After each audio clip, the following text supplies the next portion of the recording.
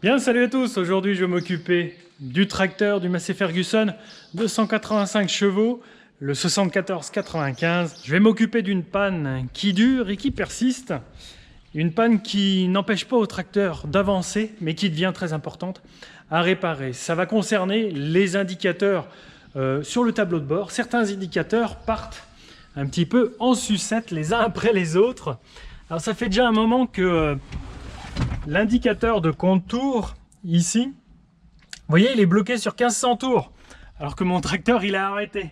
Donc c'est pas du tout logique, hein, on doit être à 0. Parfois, le compte-tours va fonctionner dans les premières minutes de fonctionnement du tracteur, et puis à un moment donné, il passe au-delà des 2-3 000 tours, hop, ça part en sucette, il indique n'importe quoi. Et là, depuis l'automne dernier, c'est un autre indicateur qu'il y a ici, c'est le témoin de chauffe de l'eau de liquide de refroidissement du moteur. Et là aussi, pendant une demi-heure, une heure, ça va bien fonctionner. Puis à un moment donné, ça va partir dans les excès, ça va aller dans la zone rouge. Donc là, on s'inquiète, on fait le tour du tracteur et puis il n'y a rien d'anormal. Ça, c'est l'indicateur de niveau de carburant. Là, ça va, il n'y a pas de souci. On va mettre le contact.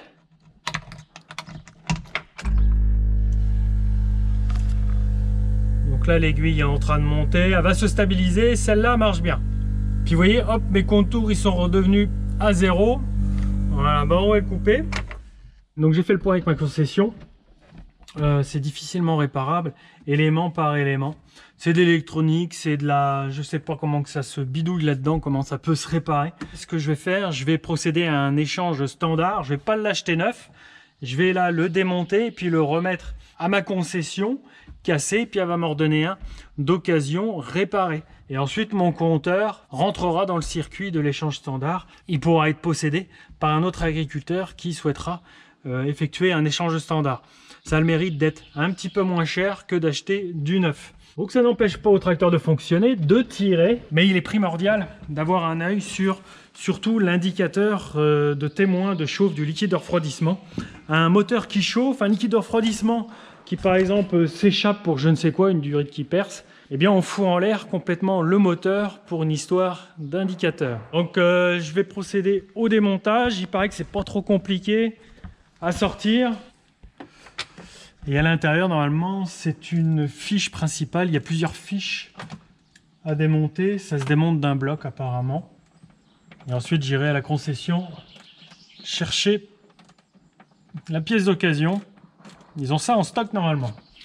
Ah oui, je vais couper les batteries. Je vais enlever le jus qu'il peut y avoir un petit peu partout avant d'y mettre les mains. Ça se passe juste ici. Voilà, le coupe-batterie. Comme ça, il n'y a plus de jus.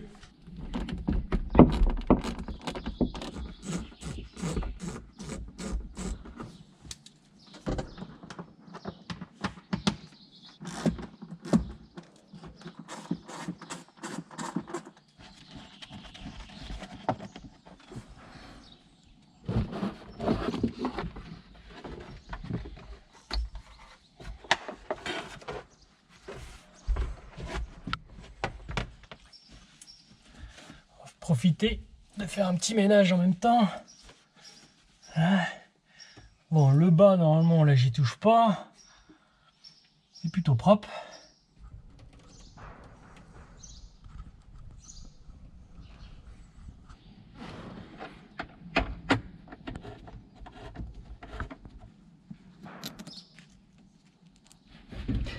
Et ben, il n'y a pas beaucoup de place.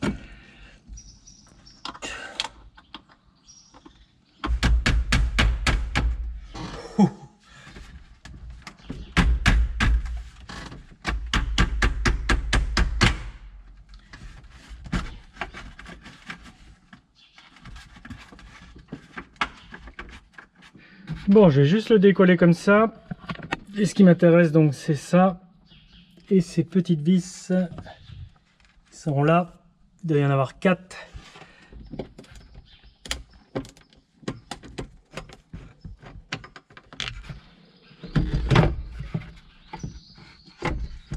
Donc derrière, c'est des fiches, c'est assez simple, regardez. Voilà, là il y en a 2.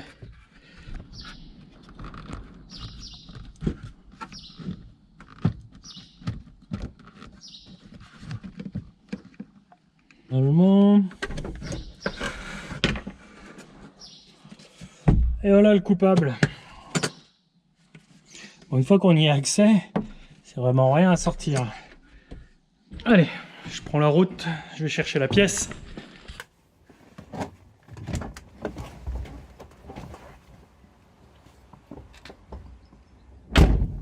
Bon, je vais le brancher, mais pas remonter l'ensemble du tableau de bord avant de le tester.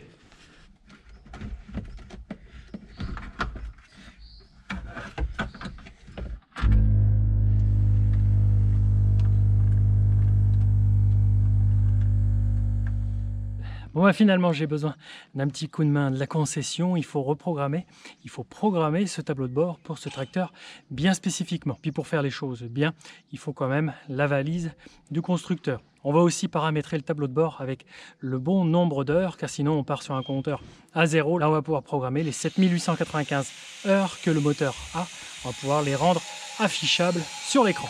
Bon, il va faire un petit tour, il va chauffer le moteur, chauffer le liquide de refroidissement, voir si les jauges indiquent les bons paramètres et puis aussi l'indicateur de tours minute, s'il fonctionne bien.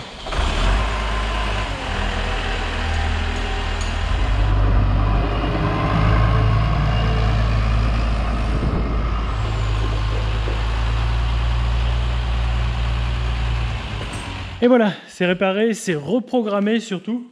Je vais le tester un petit peu sur la route. Il a déjà chauffé un petit peu tout à l'heure, donc le témoin de chauffe, normalement, il va marcher. Et puis, le témoin de tour moteur, on va voir s'il est stable. Donc, quand je tourne la clé, normalement, on a l'auto-diagnostic. Et j'ai coupé le circuit d'alimentation des batteries. J'ai oublié ça, on l'avait. Voilà, ça permet de couper le jus. Là, je vais pouvoir envoyer des batteries au tracteur, l'électricité. Voilà.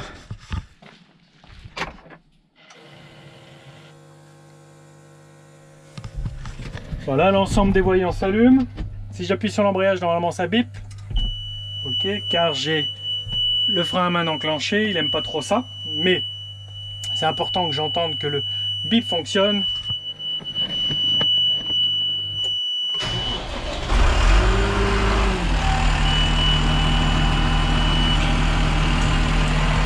Là, le frein à main est enclenché, c'est logique. Il y a le pont suspendu, je vais l'enlever. Voilà, pour le peu de route que je vais faire, j'ai pas besoin de suspendre l'avant du tracteur, c'est pont avant suspendu, donc j'enlève le frein à main. Le témoin s'enlève. Là, j'ai mes vitesses de tour moteur et de programmation. Normalement, il a testé mes vitesses préprogrammées de travail, SV1 ou SV2. Donc ça, je vais pas y toucher. Il m'a dit que ça marchait. Et je vais passer de la vitesse tortue à la vitesse lièvre. Voilà, ça c'est bon. Allez. Un coup de gyrophare. Mes comptes tours ont l'air corrects. Je suis à peu près à 800 tours minute. On va regarder l'indicateur digital, 790 tours, et l'afficheur m'affiche bien à peine 800 tours. Donc là, c'est logique. Et la température de liquide de refroidissement, elle est au plus bas. Et si je fais quelques kilomètres, quelques centaines de mètres, ça devrait monter.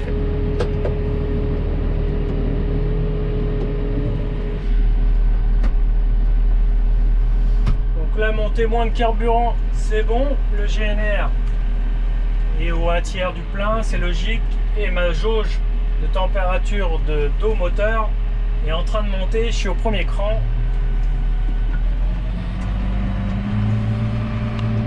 Je suis à 1100 tours. C'est logique, ok. 1200. Ça monte tranquille. Écran digital et aiguille sont cohérents.